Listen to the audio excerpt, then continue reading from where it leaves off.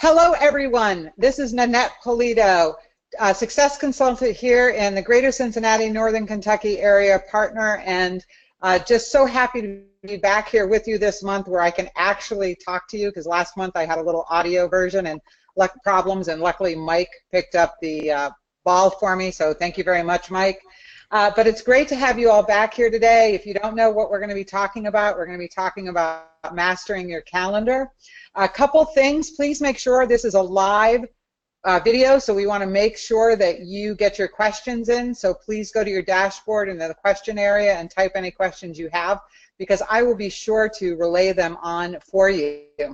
We have with me today, I actually have two of my favorite people with me, and the first is, of course, Dr. Ivan Misner, who is the co-founder of Ascentive and is recognized as the world's leading expert on business networking, but of course we pretty much know that, and we love him for that, and referral marketing. Along with those skills, he brings his expertise and wisdom of growing a small business that he started in his garage and turning it into a global brand. And so we all know it's just an amazing thing. So Dr. Ivan Misner also co-founded Ascentive to make his decades of experience accessible to today's entrepreneurs, and we are really grateful for that.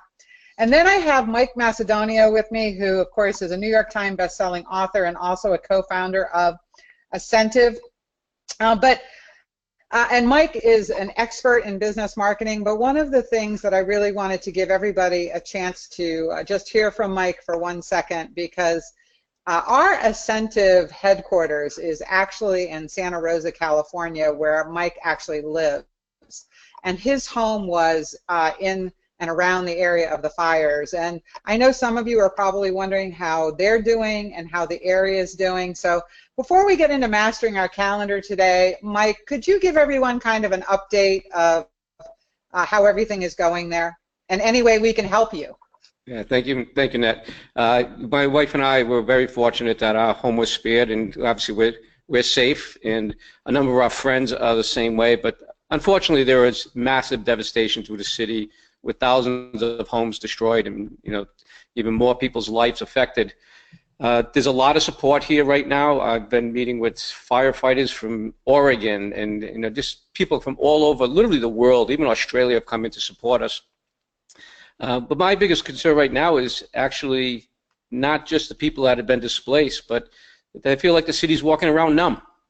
Business people are paralyzed, and I'm trying to organize a team right now of people that will help support them and get them moving forward, get the business restarted or ramped up again, because this terrible event has affected a lot of people, even people that have survived with their safety in their homes. So that's our initiative, and I look forward to making that happen in this community. So, Mike, I would ask you if there's any way any of us can help you out in that. Yes, so certainly connect with me either on Facebook, or my email is mike@ascentive.com. Connect with me. I'm looking to put together a group of coaches, and we can do virtual coaching, and I'll probably have some live coaching. If you'd like to participate in that, please send me your information. I'd be happy to include you. Awesome. Well, you just know that you are in our prayers, and everyone around you is in our prayers, and we know Santa Rosa will come back. If for the people out there, if you've never been to that area, it is the Sonoma wine region. It is absolutely an amazing place to visit, and the best way you can help those people is go back and visit, because that's what they want you to do, because that's going to help them come back, because they're going to see the love and support and everyone that's there. And when we just go back, that'll really just help that start out. So, but with that, we have a great topic today, and it is about mastering your calendar. I know that there have been times when my calendar's gotten away from me, and I'm sure there's times when your calendar's gotten away from me. So with that, I am going to turn it over to Mike and Ivan, and guys, teach these people how to master their calendar. It's up to you, Mike. All right, Nanette, if you can bring up the next slide. Okay. Next slide. Thank you, and the one after that. And the first part we're going to talk about is what we refer to as big rocks first. Mastering your calendar is really all about planning first. Planning what you're going to do rather than letting your calendar dictate to you what you're doing next. And the big rock concept is, imagine your calendar is completely blank. Now, I know that sounds like a fantasy, and you might even have to go out a year or two and have a blank calendar. And the question is, what goes in first? And this is an exercise that my wife and I do, and we also do in our business when we're planning for the following year. What are the most important things that are going to go in that calendar first? Now, it's interesting how when I've done this with audiences, I get different responses. For example, here in the States, when I do this, a lot of people look at business critical things first. What are the most important things in my business that I need to do? And that's really not what goes in the calendar first. First thing that goes in the calendar should be what's most important, and that should be you and your family. And many people won't think of, no, my vacation goes in first, my personal time, anniversary, birthdays, to make sure that goes in first. Now, I say different audiences have different responses because I did this last week in Italy with a group of Italians and other Europeans, and they immediately said, personal stuff first. So there's a different value perception there, and I think that's important, that big rocks go in first. Those are the personal things, and then we can start looking at, okay, in my business, what's most important? And for me, for example, conferences would go in there. Conferences aren't the thing that I can work around my schedule. There's other people involved, and so I want to make sure that I know what those are, get those blocked out. Okay, then I can start putting in the smaller rocks and eventually the sand, so that I can fill up my calendar. Ivan, do you have any big rocks that are important that goes into your calendar? Oh, it's got to be family, like you said, and I'll give you a very specific example. Vacation time.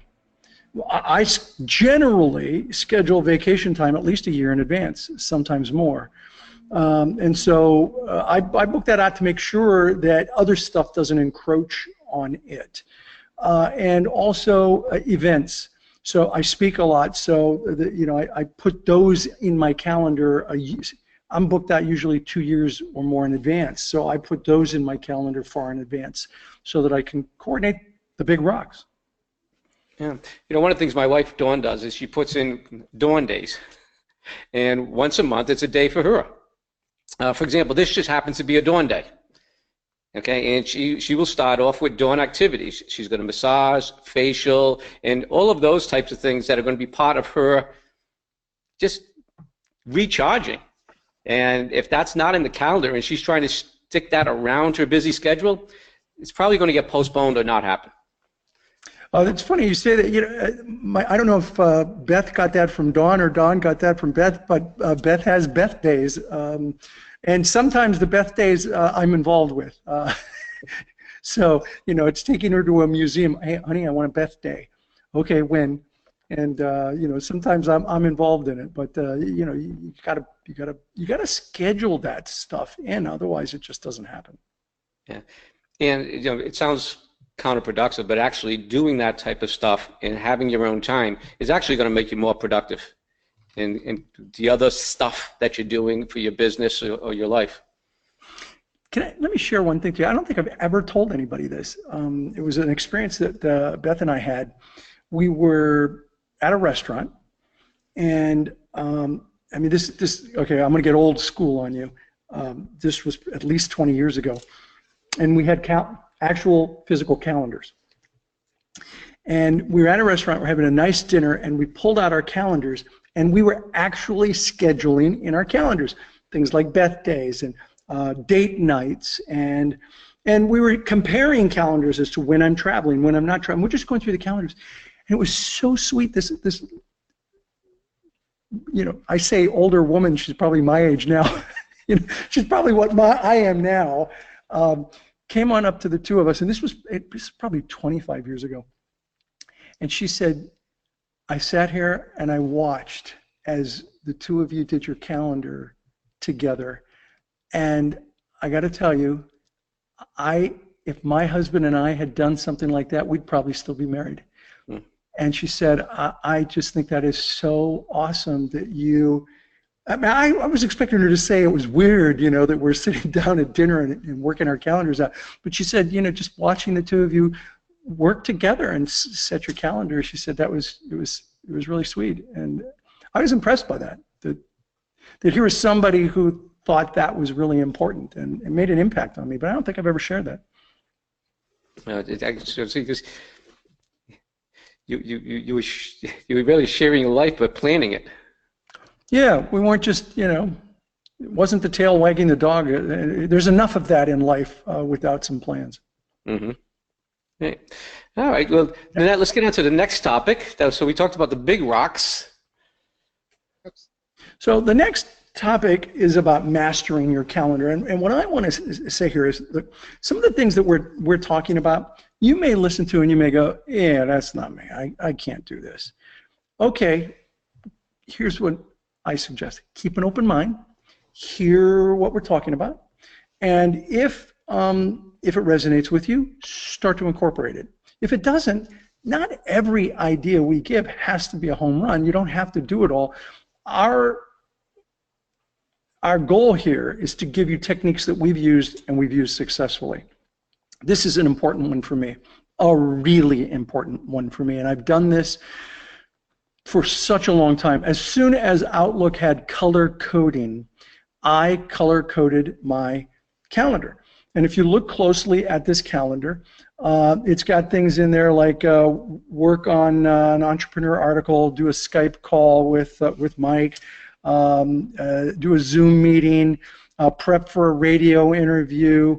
So what I do is I color code all of my activities based on a handful of categories: writing, phone calls, training, interviews.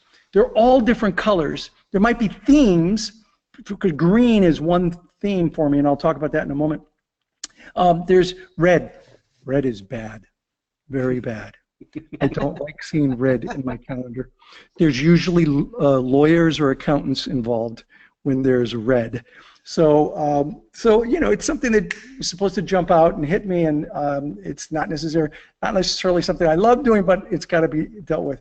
It might be face-to-face meetings, travel. I actually color code all of these things so that I could look at my day and have a sense pretty quickly as to what my day is. There's one thing on this particular, this is a cut and paste right out of my calendar. There's one thing that's not in this.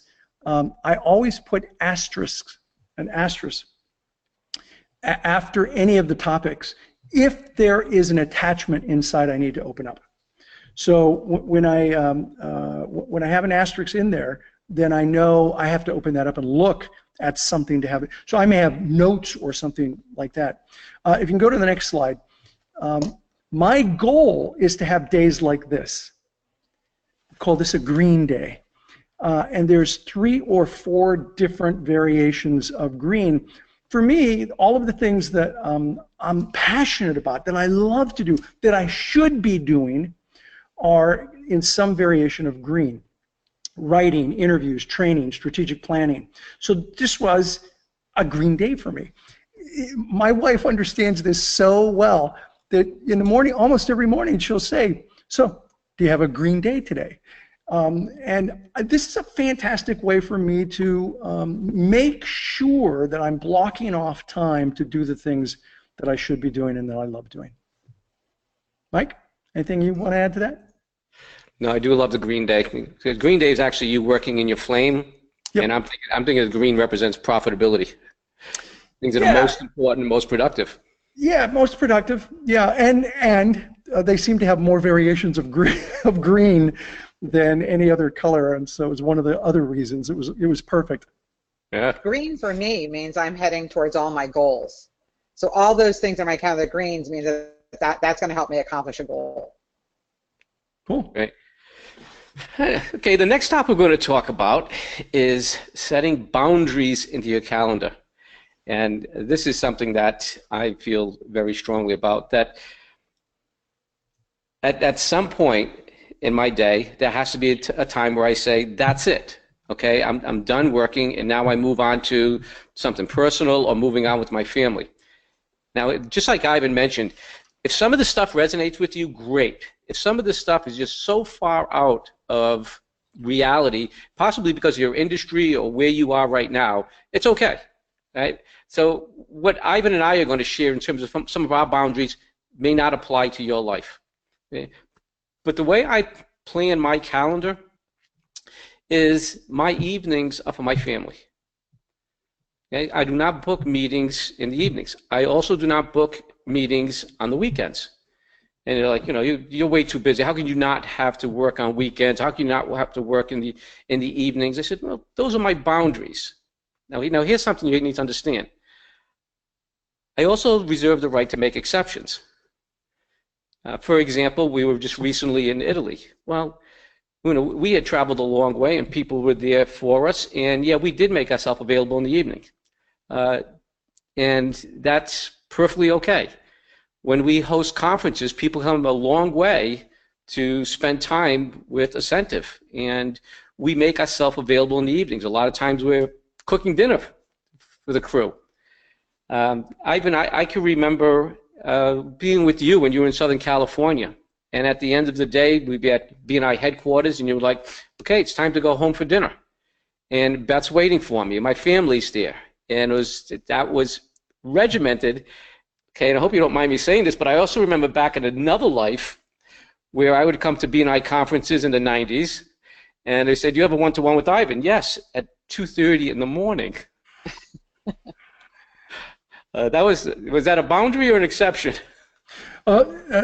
No question about it. That was an exception. I don't generally have meetings. I may write in the wee hours of the morning, but I don't usually have meetings at the wee hours. It was absolutely an exception, and here's the reason why I had the exception.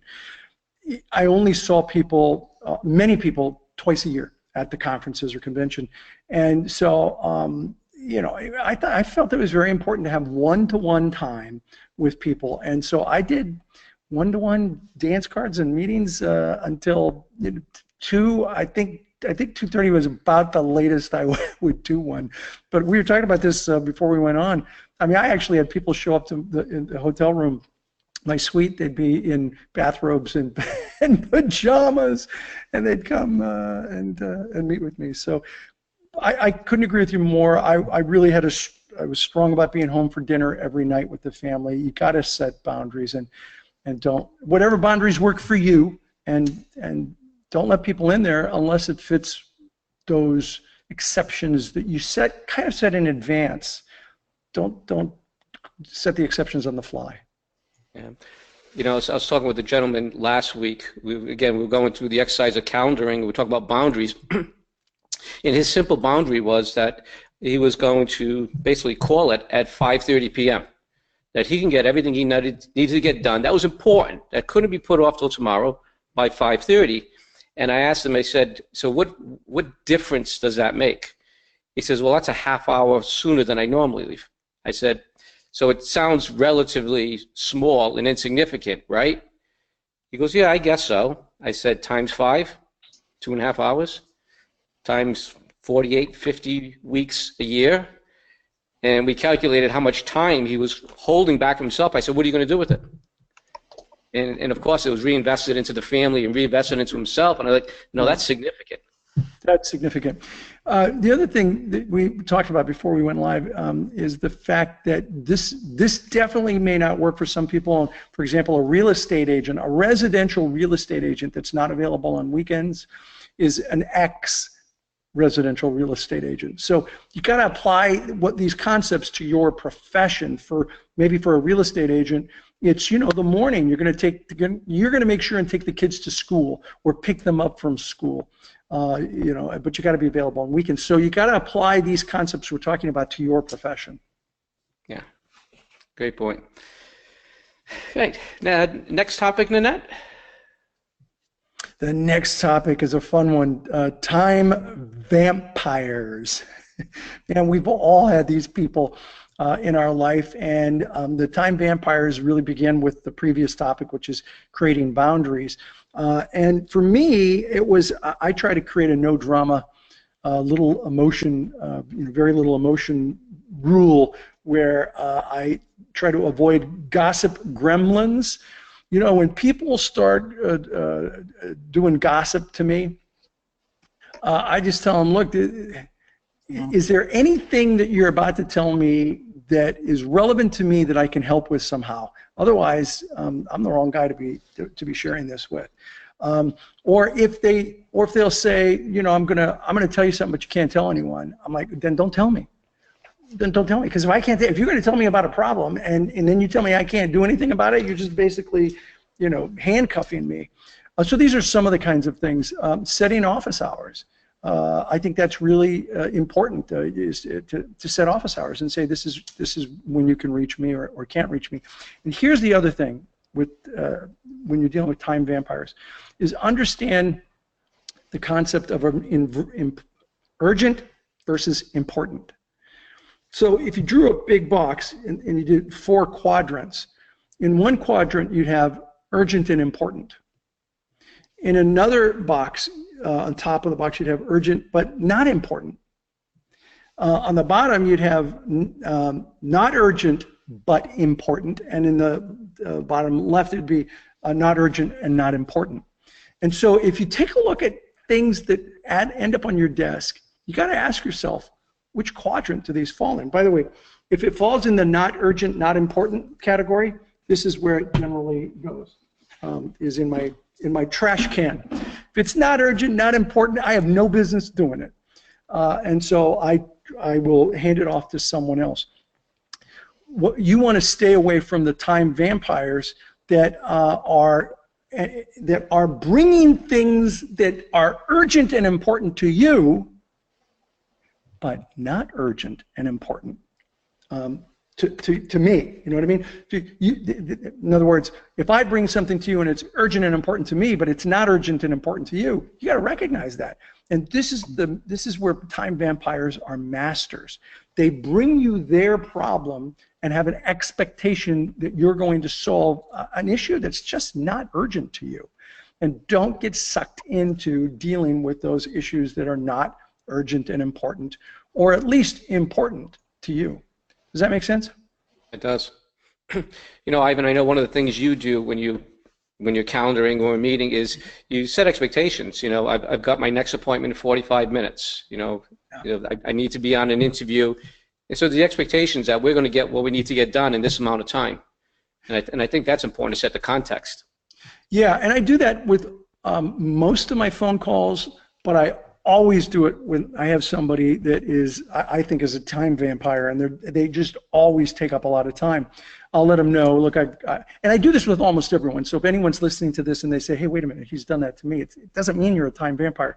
But I definitely do it with the time vampires. You know, I got a hard stop in 30 minutes, so let's focus here on what needs to be addressed. Yeah. Well, one of the ways I get to use that is when people coming with a high level of drama. You tell right there's a lot of emotion behind something, and to frame it and say, listen, I've got 10 minutes. Can you give me 2 minutes of the highlight, and then let's take 8 minutes to talk about how we're going to solve this, what the solutions are. And I think that is not only a way of controlling the time, but really make the best use of that time. Yeah, and I would, with employees in particular, I would say, don't ever come into me with a problem unless you have at least 2 suggested solutions, with one of them being your recommendation.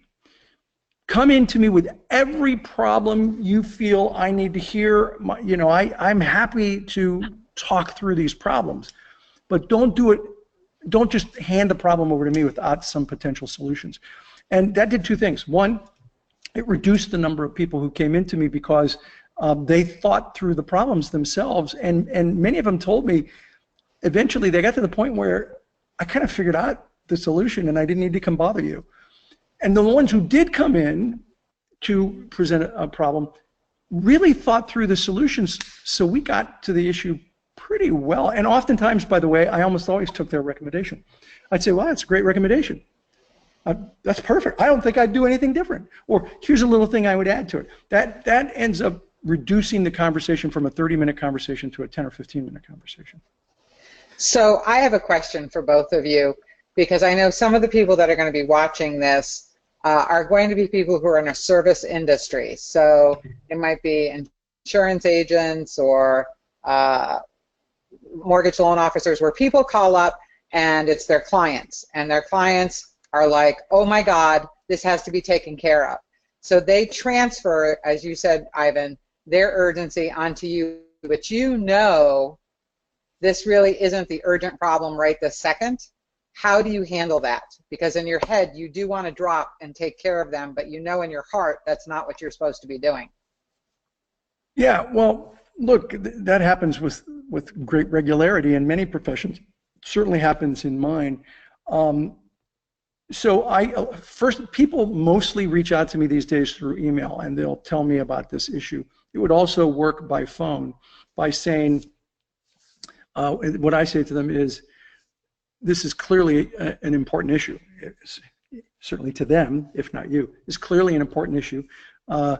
Give me some of the details and give me a little time to see if I can help you resolve it. And I promise I'll get back to you by the end of the day, or I promise I'll get back to you the first thing in the morning. So that you take their issue, you acknowledge that they're worried about it, and you get back with them with a solution when it's a little more convenient than constantly responding to every call that comes in, which is actually something that I think we're going to talk about in a few minutes, taking calls for every call that comes in to you. Now, again, some professions are different than others. I get that. And one of the things I tell the member services people in BNI is if you get an email where somebody is mad as a hornet and you just have no time to respond to it, you tell them, got your message, I really am glad you sent this to me, I promise you I will get back to you within 24 hours. And most people are reasonable. Most people go, okay, all right, fine. I can wait for 24 hours. But then, by God, you better get back to them in 23 hours. Because if you're 24 hours and 10 minutes, they're going to email you. Exactly. And, you know, it's a bad analogy. We're talking about putting out fires. And the people are coming in with these problems. There's something I learned recently in coaching school, that venting is not productive.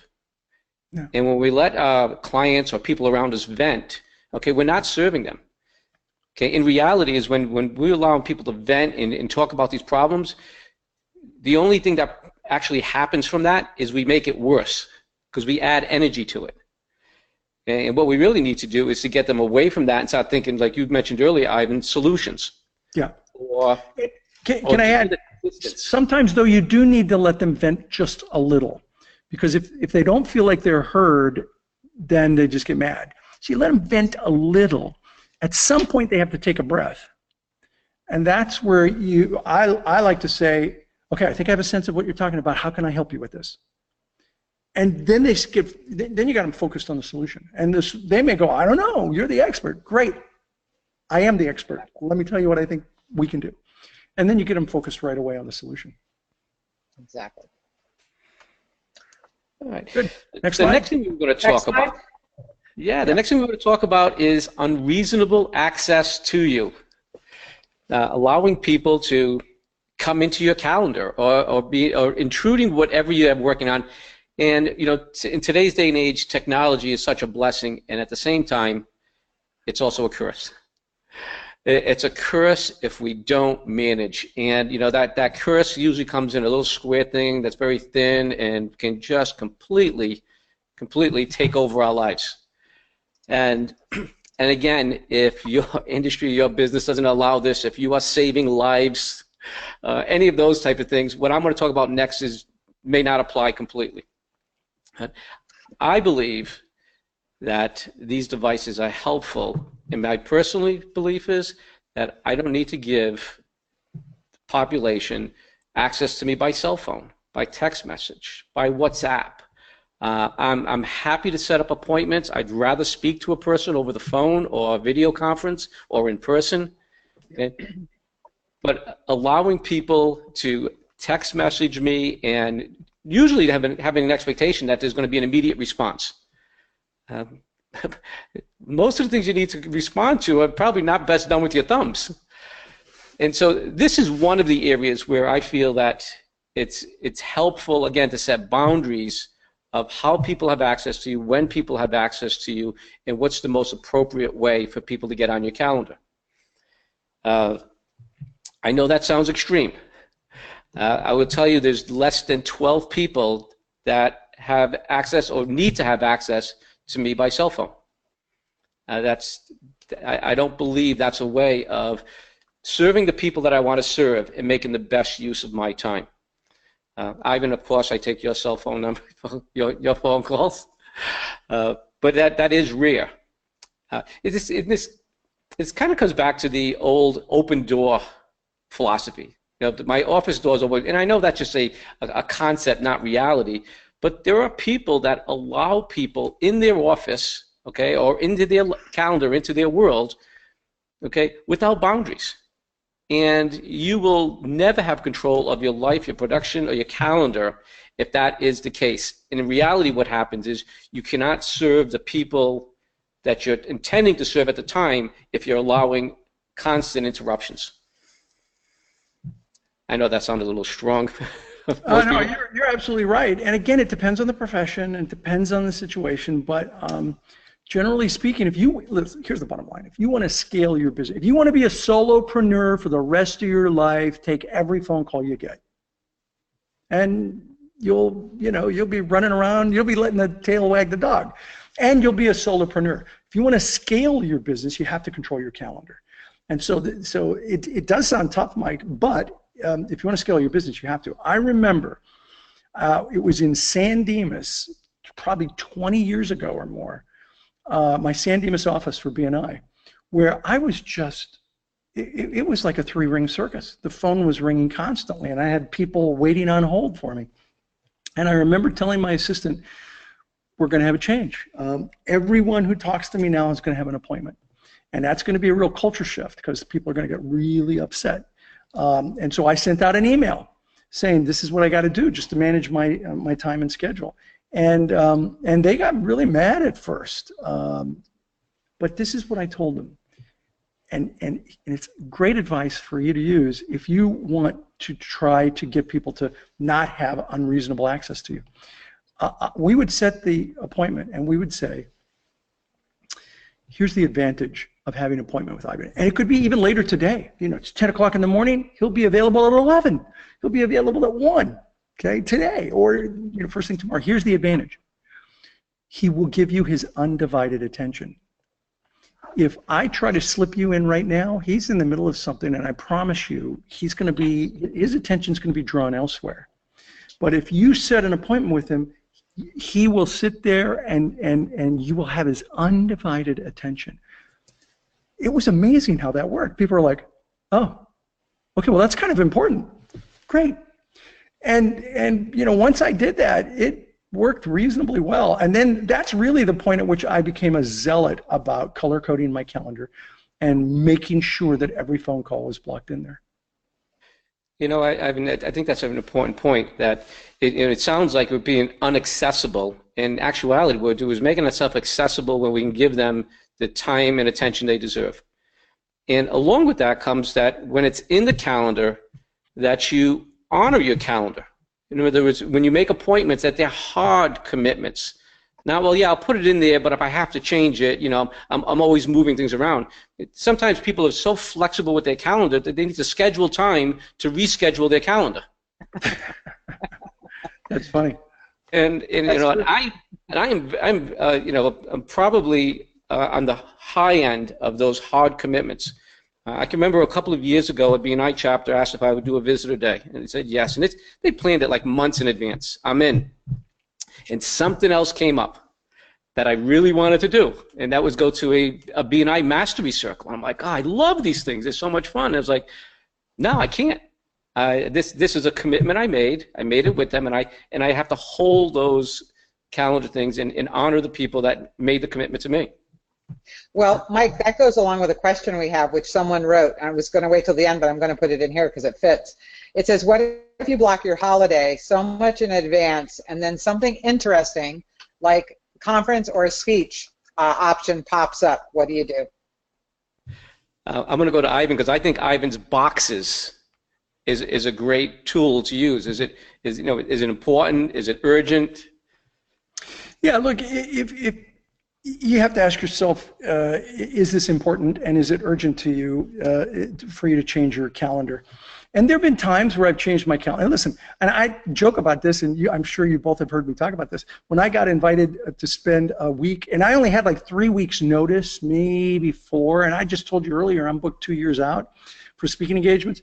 When I got invited to go to Necker Island and spend a week with Richard Branson, I took my calendar, whoa, go figure, I'm free, look at that. Now, luckily, I didn't have to cancel a speaking engagement because the commitment to come and do a speaking engagement is important. I changed interviews, I changed radio interviews, I changed a lot of stuff. So you gotta determine what's more important. And sometimes your spouse is like way more important than going to a conference. And so I have said no. I've said no to paid speaking engagements because I had a vacation. Because, my wife is very forgiving, but at some point she wants me to be on vacation with her. So you got to figure out what's important to you. Yeah. Everybody keep those questions coming. So let's move on to blocking time. Yeah. So I think it's really important to block off time. And here, it says block off think time, but let me expand that slightly. Block off time for the things that you need to do, and I would argue time to think is actually one of them. There's an old story, and I don't know how true it is, but there's an old story about, I think it was Henry Ford or no, it was Watson, the founder of IBM, and somebody, one of the executive management people complained because there was always this guy. He'd walk by his office, and he was always sitting there like this. And Watson, the executive, said, "We're paying this guy a bunch of money, and every time I walk by, he's just kind of daydreaming." And Watson said, and there's probably some truth to this, but it's a great story. Watson said, "Yeah, he sits there and he thinks through issues and ideas with me. The last idea he had saved me about $2 million. So that guy can sit there and think as much as he wants. I'm waiting for his next great idea." So I'm a real believer in blocking off time to do the things that you think important. For me, it's about thinking, it's about writing. I usually think by writing. So it's about writing out my ideas. You gotta block that off. If you don't block it off, it's never going to happen, I promise you. If you looked at my calendar, you would see for the rest of eternity, Wednesdays, if I'm not traveling, Wednesdays are completely blocked off. This is an example. What you're looking at right now is an actual example of Wednesday where I just block off the whole day to write. Mike, you talked about making exceptions. Here's the only exception I make: interviews. So if someone wants to interview me about a book or about BNI or about Ascentive, I'll take that interview. Otherwise, I say no to everything on Wednesdays. I've told people this before, and I don't know if they get it, but my think time is spent on a bicycle. Yeah. And people are like, you're always out there riding the bike, and yes, and my mind is not thinking about pedaling. I'm thinking about presentations, and I'm thinking about stuff we're working on, and I will say, some people have actually verified this with me, that different parts of the brain start working when you're working like that, and for me, it becomes more creative. Right? So that becomes my think time. Another thing with the sports, I call this. Go ahead, Nanette. What I was just going to say was, for me, I call this, what am I doing for my business soul? Because it gives me the freedom to make the decision of what I'm going to be doing. And I'm with you, Mike, in the sense that I love to write on these days, and I love to do it outdoors, where I'm away from everything and just in nature, and I take my laptop and I just write. But I'm actually writing a blog right now about what are you doing for your business soul, and this is part of it. Are you blocking the time off to fill your business soul? And so a productive space for you right there is outdoors. And it's somewhat related. I also find there are certain times I'm more productive at certain things. For example, detailed work is difficult for me. However, if I do it first thing in the morning, and first thing in the morning could be 5, 6 o'clock in the morning, I'm pretty good at it. And I'll get it done relatively quickly. And if I put it off to the afternoon, it'll take twice as long and I'll have twice as many mistakes.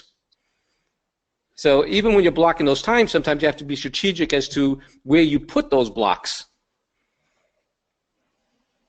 So, all right, let's pick up on the next topic, is allowing other people. Can I add one quick thing onto that, Mike? So there's a really good book. It's old. It's kind of a tough read, but it's a really good book by Maxwell Maltz called Psycho-Cybernetics.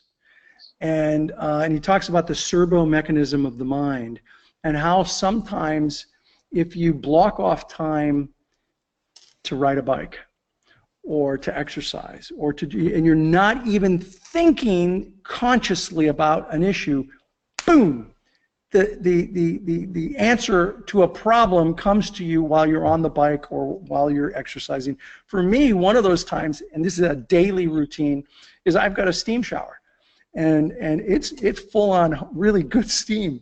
I go in there every day for at least 15 minutes, and I'm telling you, I've had the most brilliant ideas sitting in a steam shower. I just wish I had I wish a Post-it note would work in a steam shower. It doesn't. But I get these brilliant ideas in the steam shower, and it's totally this concept of psycho-cybernetics. And you're right, and with you, it's riding a bike, or Nanette, with you, outside. Right. Exactly. Well, let's go on to other people controlling your calendar. And we're having this show today with the expectations that we're talking to entrepreneurs. So these are people that are in business for themselves and could, to a certain extent, have complete control.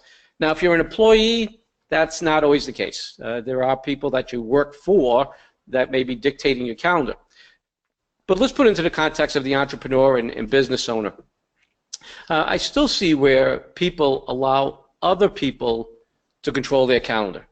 They sometimes their clients, sometimes their colleagues, they could even be business partners, okay, that stop putting things into the calendar with really not only not understanding what's already in your calendar, but certainly not understanding the priorities of what you have.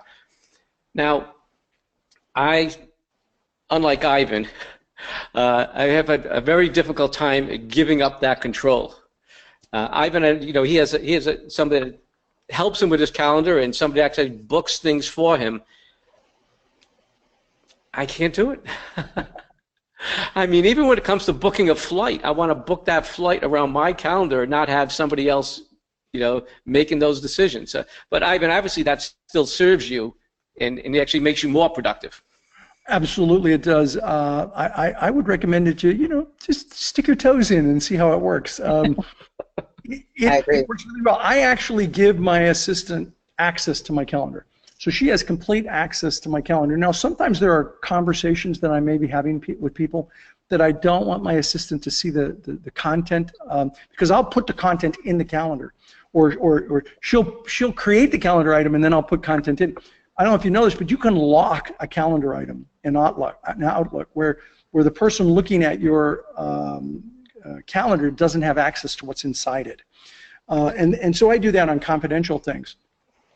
But otherwise, she has complete access to my calendar. She can book things in for me. And I got to tell you, it's way easier. Now, here's a possibility. I don't really personally like this a lot, but people use it, and a lot of people like it. There's an automated calendar system. There's several of them. And you might consider trying the automated calendar system, where you're basically saying to someone, here's my calendar for next week. These are the open spots. Pick one. And it's all automated. And I forget, do you guys know what? That's what I actually use that, Ivan. I use Time Trade, and it's very inexpensive. It's like $78 a year. It might be a little bit more now, but it's like $78 a year. And I actually love it because I do have it's an icon right on my emails, and also I can send them to my website and they can go to the bottom and they can get to it. And because I have to tell you, I'm horrible when someone says, let's do it in my phone. I never tend to do it right, and this way I know it ends up correctly in my calendar. The key is you have to make sure that you are constantly aware of what's going on in your calendar. Yeah. Because the thing I could run into is that someone in Kentucky may want to meet with me in 1 hour, and someone in Ohio may want to meet with me in the second hour, and there's no way in some cases that I can drive that way. So I've either got to say, well, you're going to come to me, or I have to change it. So Yeah. now, So what's it called? Time trade? yeah, it's called Time Trade, and I actually do really like it. You can put your logo in there. You can customize it. You can do some great things with it. So, hey, Mike, start with that. Give that a shot. Maybe When I get one those day- things, I even turn those over to my assistant and say, all right, here's the spots. And I'll tell you why, because I don't want to go through hour by hour and then cross-check it against my pretty full calendar. So I even hand that over to my assistant. But I would start with that, Mike. The technology has come a long way. All right, we're at a quarter till, and I know we have one more topic. Let's do it, and then we're gonna open it up. So I think it's really important to keep margins. I build secret margins. Yes, there are secret margins into my calendar. And one of the secret margins that I have into my calendar is if I'm talking to someone and they say, look, I only need 15 minutes, seriously 15 minutes, I block off a half hour. If they say we can do this in 30 minutes, I block off an hour. I do it very consistently. And they'll say, no, all I need is 30 minutes. I'll say, okay, fine, and 30 minutes, we're on. But I block off an hour in my calendar. That does two things. First of all, if they run over a little bit, they'll say, oh, I know this is taking longer than I said. And I'll say, hey, it's okay, I've got a little more time. And I can go over time with them. If we finish in 30 minutes, then I got 30 minutes free. People think, Ivan, how do you respond to, so I'm giving you the secret because I know you always ask this question, Mike, how do you respond so quickly to email? They're my secret margins. I block off time, and in the time that's unused, that's when I jump onto email and respond to people as quickly as possible. So keep margins and keep them secret. Now my assistant knows about them, but nobody else does. Except all of us now. Except now you all know. I know. I just. And ahead, doing this from Beth, Ivan, part of her margins is she margins in there travel time. Yeah. Workout, shower. Yep. So that time that she needs set up for an event. Okay, when the event opens, the after event time, and so all of those margins go in. Even though it may be booked for an hour, she knows she's going to need 2. So if anyone goes back and watches this video, you'll see on the very first screen where I had the color coding, you'll actually see sort of a purple color that says trip to airport or something like that. I put that in as well, and I train my assistant. For example, if my flight is at 9 o'clock, she has been known in the beginning. Almost all my assistants have set up a phone call at, I don't know, 7 o'clock or 8 o'clock or whatever. I mean, that's getting late, but let's make it in the middle of the day. If I have a flight at 5, maybe they'll do a phone call for me at 4, and I'll like, so where am I going to do that phone call? Like, what do you mean? You don't, oh, that's right, you fly. So I have them, they'll block off a couple of hours, including driving to the airport and time at the airport, where I'm not, I don't have to do something online necessarily. Yeah, got to block that in. Keep margins. And Ivan, someone put up the question here of, can you repeat the 4 quadrants again? And I believe they're actually talking about what your quadrants were for color coding. So it's, no, those are 2 different things. The color coding, you can make it up. In Outlook, there's a spot where it has categories. So you take those categories and you can put in, they're basically blank with colors, and so you can put in the category that you have. So I made up all these categories: writing, PR, strategic planning. You can create your own.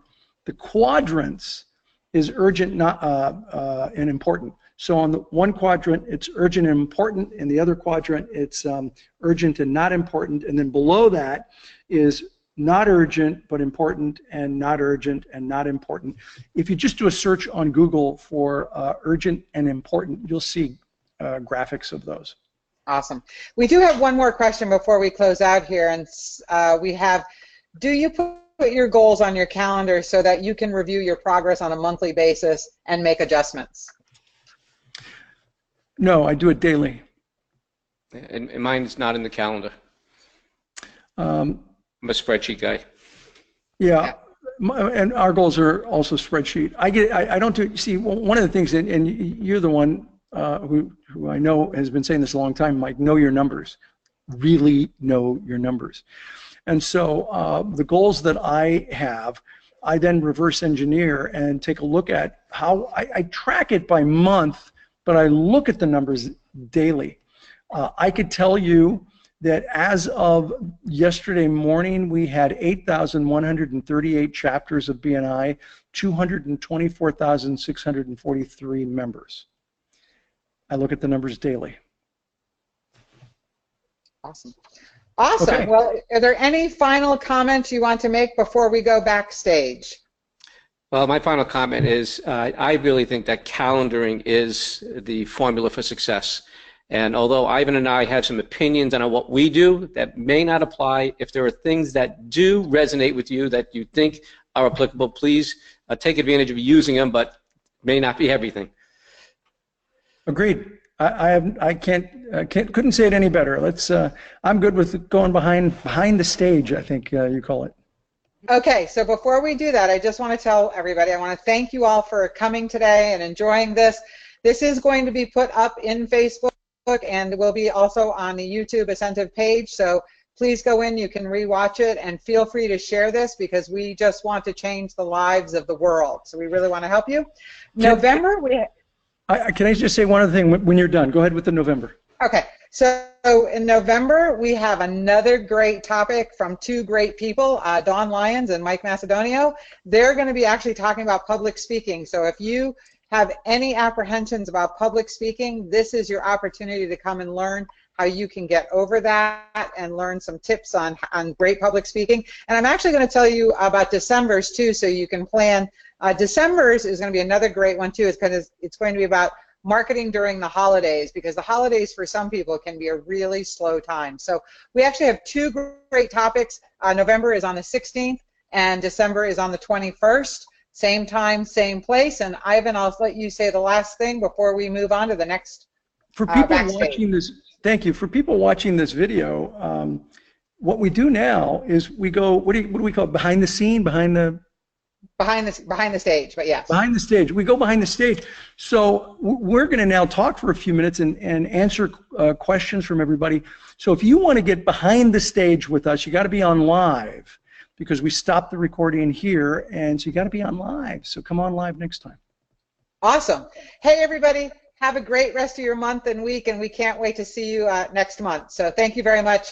Mike and Ivan, we'll see you backstage. Great. Thanks. You're welcome.